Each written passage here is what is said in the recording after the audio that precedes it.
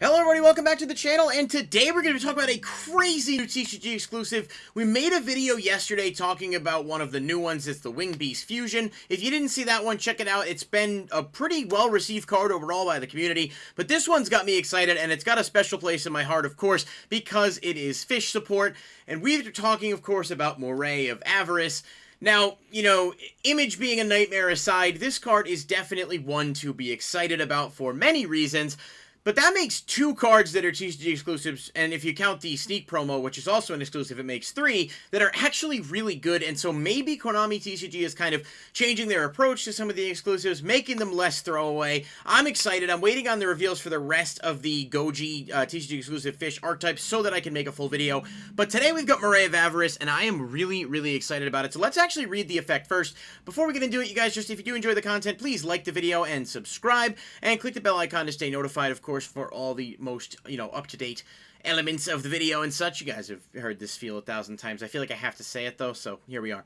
Moray of Avarice is a normal spell that says the following. Banish one face-up fish, sea serpent, or aqua monster you control. Draw 2 cards. You can only activate one Moray of Avarice per turn.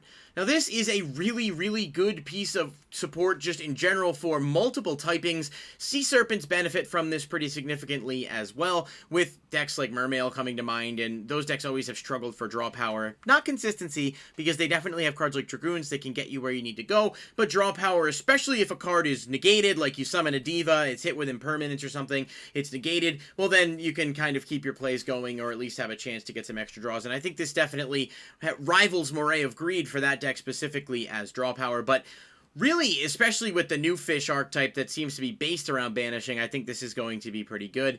And just being able to play this in decks like Sharks, which you guys know I'm a huge fan of. I've played the deck many times. I really liked it a lot a couple formats ago. This has actually got me kind of wanting to put it back together or do some kind of hybrid with some of the new cards.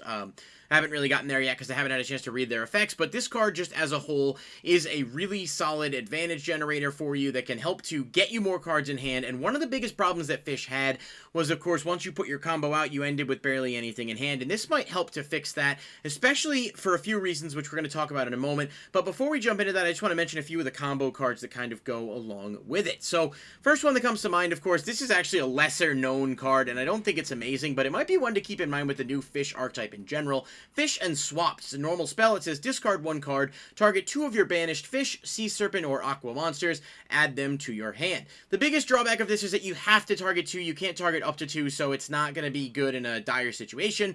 But with the new archetype being specifically reliant on banishing, and of course our Moray banishing for cost, you do have the option to get a lot of things back, and so it is something to keep in mind.